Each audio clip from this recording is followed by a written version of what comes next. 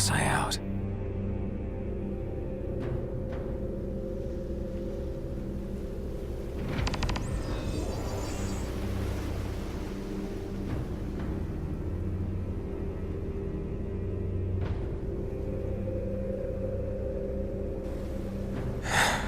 Where'd everybody go?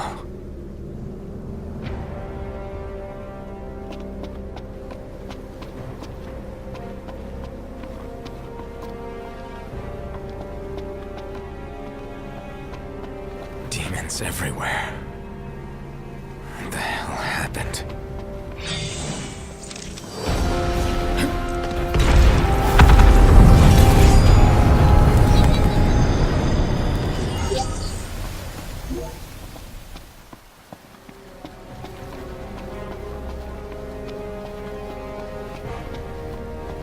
Last man standing.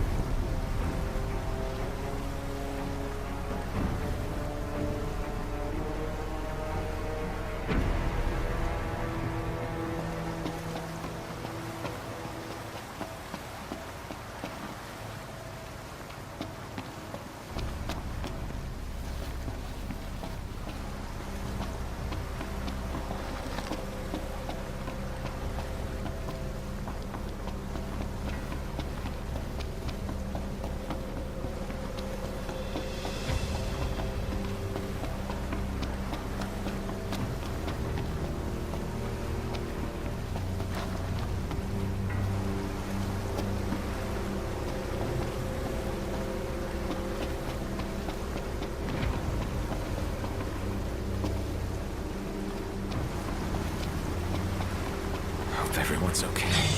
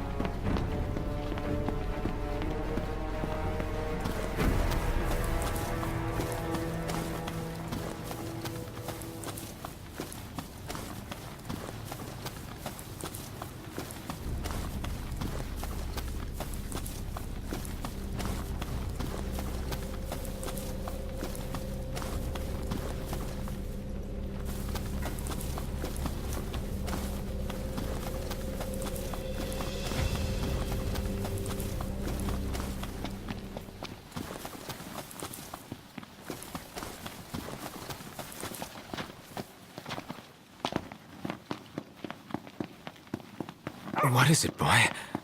Something's coming.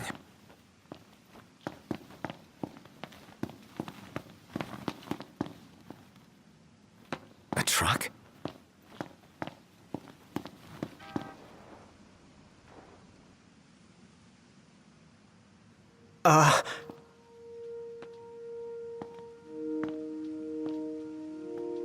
Yeah? It's me, Talcott. My grandpa served the Amicidia family. Talcott? Yeah. No way. Yes way. Welcome back, Your Majesty.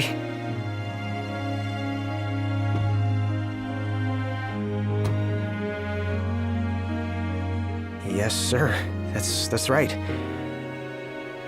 Huh? Just a second. Said he wants to have a word with you. He can have it in person. He said you can have it in person. Okay. We should be there shortly, sir.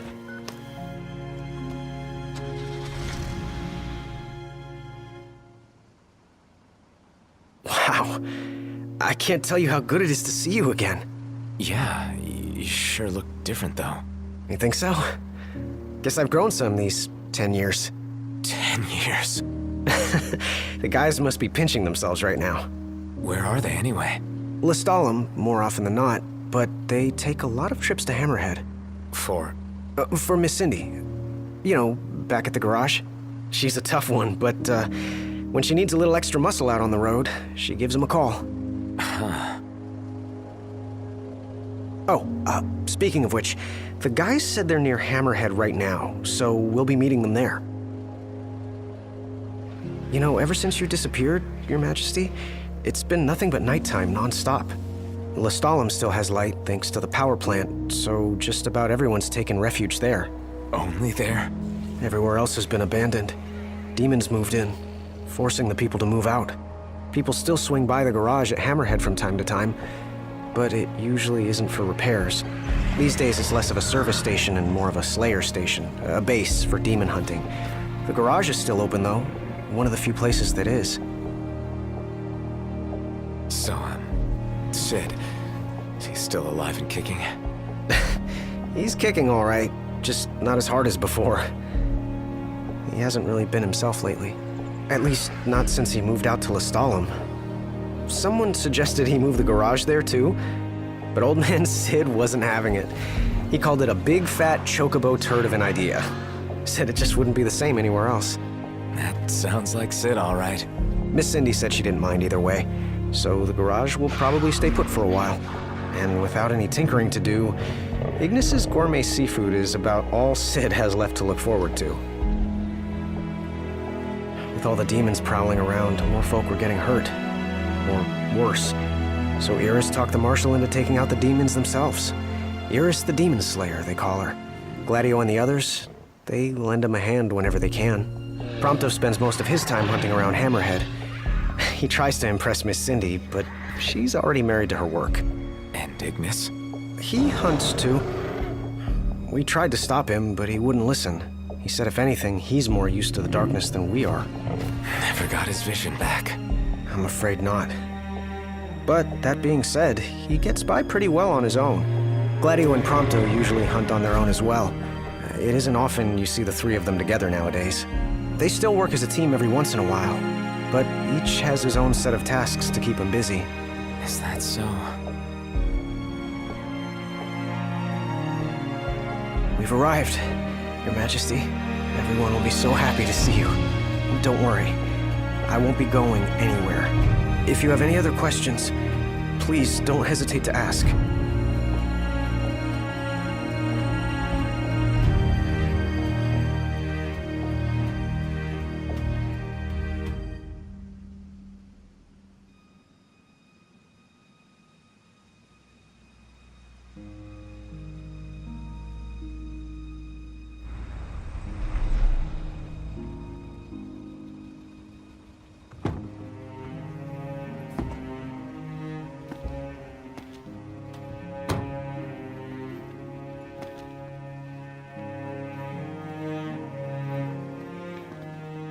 Hey.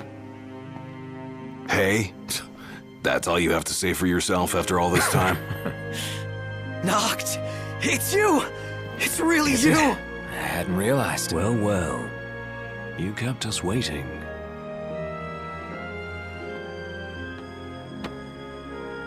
Not like I wanted to. We've got catching up to do. Let's head inside.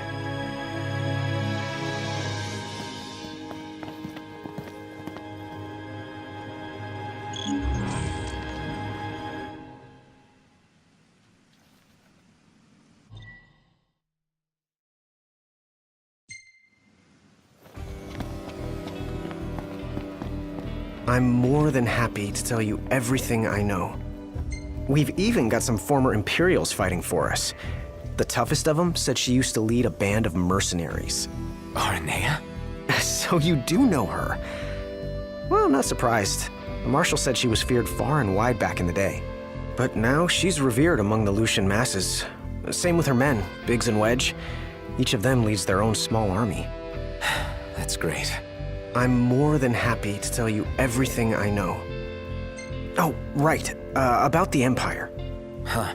Gladio brought back word that both the Emperor and High Commander were dead. With those two gone, Niflheim pretty much fell apart. Yeah, figured. I'm more than happy to tell you everything I know. The Chancellor's still around, though. In Insomnia. Nobody who saw him had any clue what he might have been up to. Their stories piqued Ignis's curiosity. I ended up helping Ignis look into the matter, digging through old records, even joining him on trips to the royal tombs. Royally roped into it. It's cool. I'm a bit of a history buff myself. But we did discover something pretty weird. Huh? While we were poring over all those ancient texts, one name caught our eye. Ardens.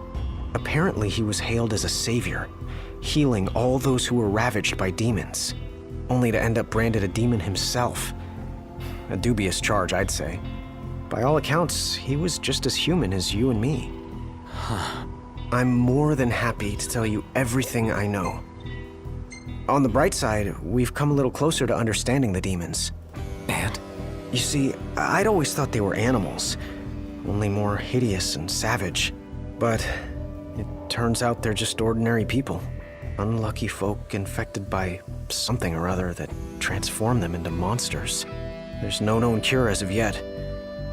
So death is the only mercy. I'm more than happy to tell you everything I know. We've got a lot of survivors pouring in from Accordo, too.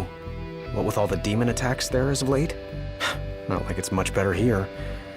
Lestalem's practically overflowing with refugees from Insomnia. The Empire's recovery assistance fell by the wayside, and demons overran the city. Thankfully, Iris and the Marshal managed to evacuate the civilians. Now there's no one left, except the demons. I spent my childhood in the Crown City. It's sad knowing it's gone, you know? Not for long.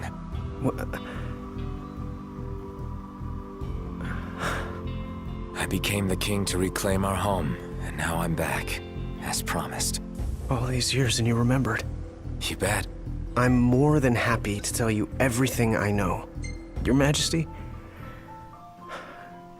do you remember my grandfather? Yeah. There's something I wasn't able to tell you back then. Grandpa died because of me. It was my fault. An Imperial officer approached me in town, asked if I was from the Crown City, and that was just the beginning. What brings you here, young man? You didn't come here by yourself, did you? Oh, your grandfather's a butler at a manor. How very grand. Oh, he rubs shoulders with the royal family. You must be ever so proud. I answered him without thinking. A little after that, the man showed up at our hotel. Talcott. Think what you will of me, but please know that Grandpa didn't give you away. Listen, Yeah? you're not a kid anymore. You should know by now what happened that day wasn't your fault. None of it. You know, it's hard to ask someone about their pain, but it's just as hard to share your own with someone else. I appreciate you opening up to me. And I swear, I'll make things right. But believe me when I say nobody blames you. Not me, not your grandpa. Trust me, you have the king's word. I suppose you're right. Your Majesty. Thank you. Safe travels, Your Majesty.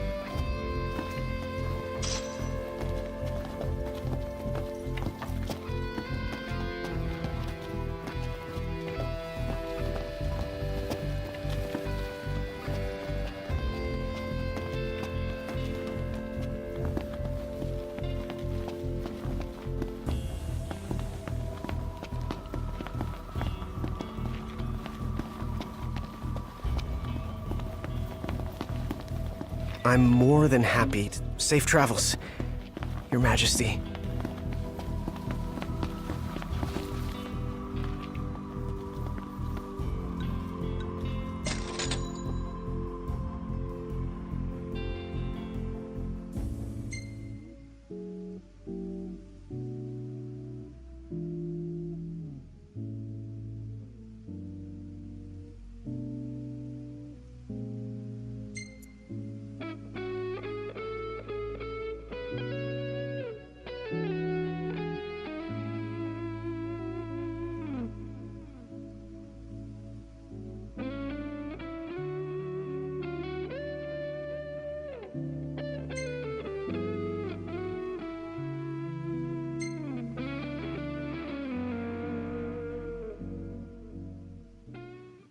So, Ignis, you're really cooking like you used to.